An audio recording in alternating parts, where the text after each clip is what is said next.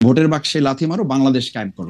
তো সেই বাংলাদেশ কায়েম করা প্রসঙ্গে এসে মরহুম প্রেসিডেন্ট শেখ মুজিবুর রহমান উনি তো বাংলাদেশের স্বাধীনতা উনি শেষ পর্যন্ত তো চান নাই। 7 মার্চের উনি ভাষণ, তার পরবর্তী সময়গুলো আমরা তো লক্ষ্য করেছি। আপনি শুধু জামাত ইসলামের অবস্থাটার কথা বলেন, বাংলাদেশ শেখ মুজিবুর রহমান স্বাধীনতা চায় না, ভালো কথা, বাংলাদেশ একই চাওয়া না চাওয়া ছিল।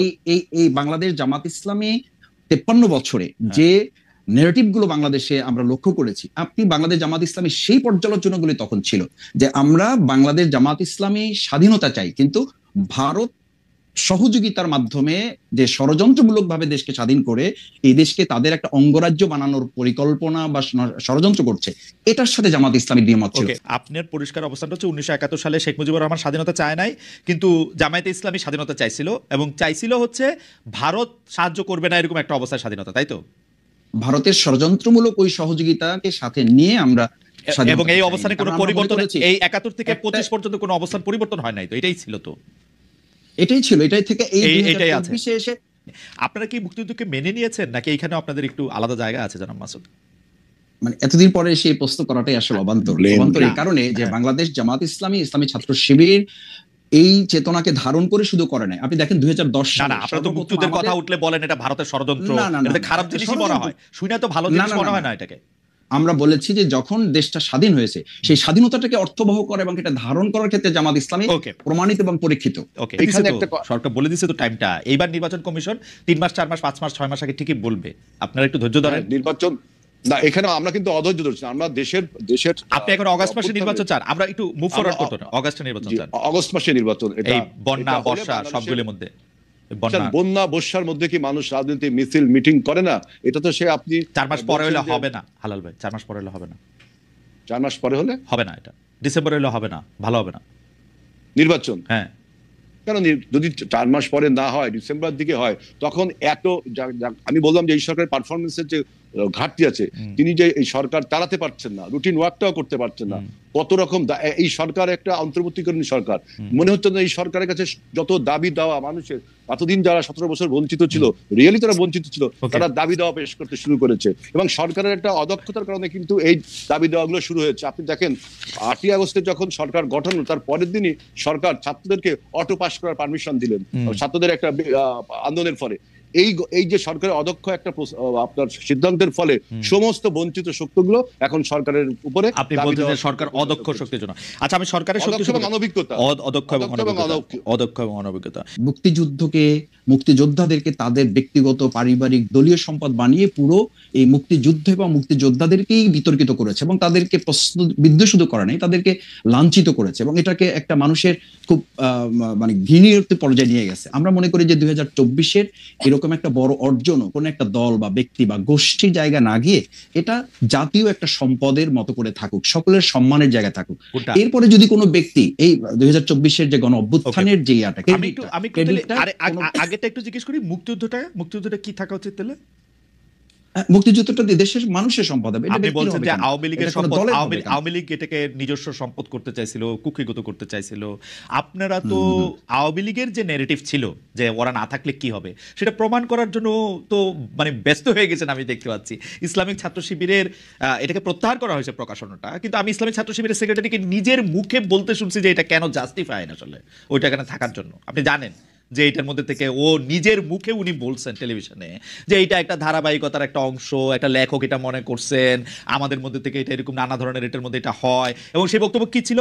মুসলমানরা ভুল পথে গিয়ে এই মুক্তিযুদ্ধ করছে, আল্লাহ মুসলমানদের হেদায়েত করুক, বা এটা ভালো হোক, তাই তো? না, এখানে তো প্রাসঙ্গিক তো বিষয়, এটা অন্যদিকে আপনি গেলেন। সেটা হচ্ছে যে মুক্তিযুদ্ধটা নিয়ে আপনাদের অবস্থা কি ক্লিয়ার মাসুদ ভাই?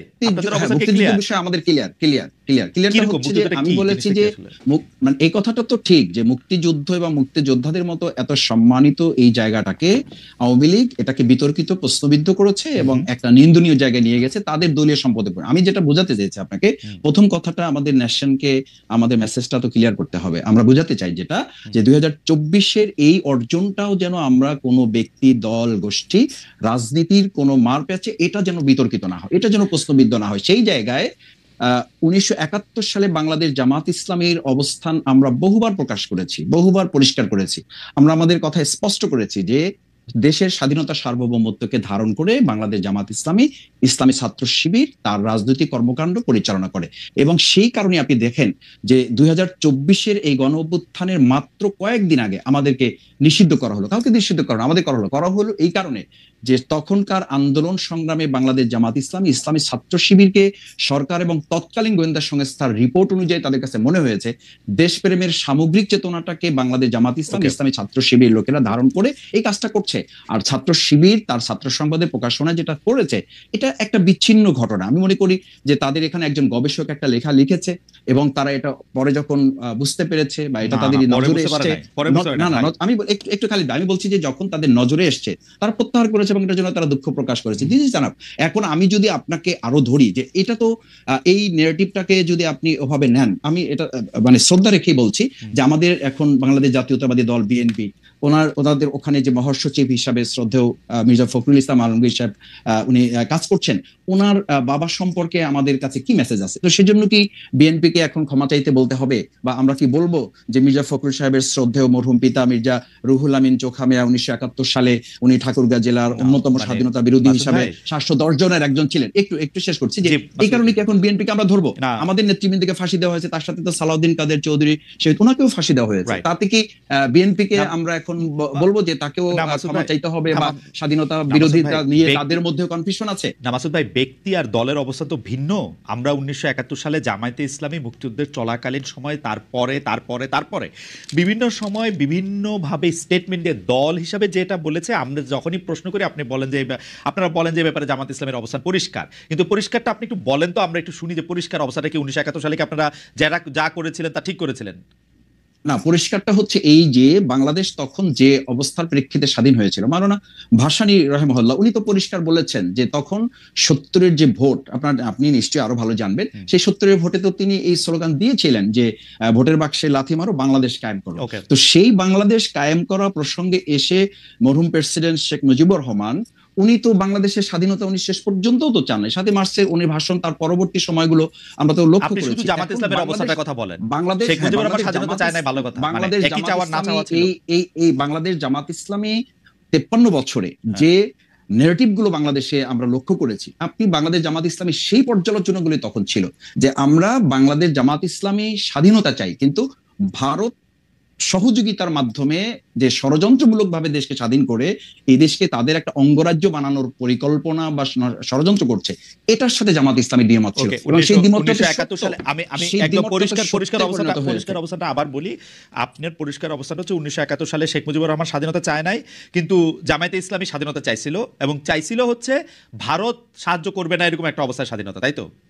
ভারতের ষড়যন্ত্রমূলক ওই সহযোগিতাকে সাথে নিয়ে আমরা, এবং এই অবস্থানে কোনো পরিবর্তন, এই 71 থেকে 25 পর্যন্ত কোনো অবস্থার পরিবর্তন হয় নাই, তো এটাই ছিল, তো এটাই থেকে এই 2024-এ এসে এটার পরিবর্তন হয়েছে। আমি বলেছি এবং আমাদের ছাত্ররা তো বলেছে, জনতাও বলেছে যে ওই 2024-এ 5ই আগস্ট আমরা কিন্তু শুধুমাত্র একটা সরকার পরিবর্তন ঘটাই নাই, আমরা আমাদের এই সন্তানেরা, আমাদের এই ছাত্র জনতা সেদিন একটা আধিপত্যবাদেরও আমরা পতন ঘটিয়েছি। কারণ অর্থাৎ 1971 সালে যেভাবে বাংলাদেশ স্বাধীন হয়েছিল, জামাত ইসলাম এটার সাথে একমত ছিল না, তো জামাত ইসলাম এটার সাথে একমত কখনোই পোষণ করে নাই। 2024 সালে আইসে বাংলাদেশ, আপনি মনে করতেছেন 2024 সালে আইসে বাংলাদেশ এটা অন্যরকম স্বাধীনতা পাইছে, এটা কি ব্যাপারটা এরকম? মানে ভারত টারত এইসব এলিমেন্ট আমি যেতে চাইতেছি না, আপনি দুই লাইনে বলেন 1971 সালে জামাতের অবস্থা সঠিক ছিল।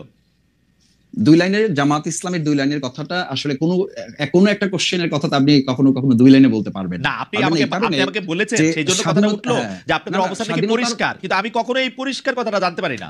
পরিষ্কারটা কি? কথা হচ্ছে এইটা যে বাংলাদেশ জামাত ইসলামী স্বাধীনতাটা ভারতের ষড়যন্ত্রমূলক সহযোগিতার মাধ্যমে চায়নি, কিন্তু যখন স্বাধীন হয়েছে দেশ, সেই স্বাধীনতাকে ধারণ করে জামাত ইসলাম, ইসলামী ছাত্র শিবির তার সামগ্রিক কার্যক্রম পরিচালিত হয়ে আসছে, এবং সেটা প্রমাণিত এবং পরীক্ষিতভাবে দেশের জনগণ সেটা গ্রহণ করেছে। ফ্যান্টাস্টিক। আচ্ছা, আমি এই যে এইখানকার একজন উপদেষ্টা আছে বর্তমান সরকারে, তার নাম মাহফুজ আলম, তিনি বলেছেন যে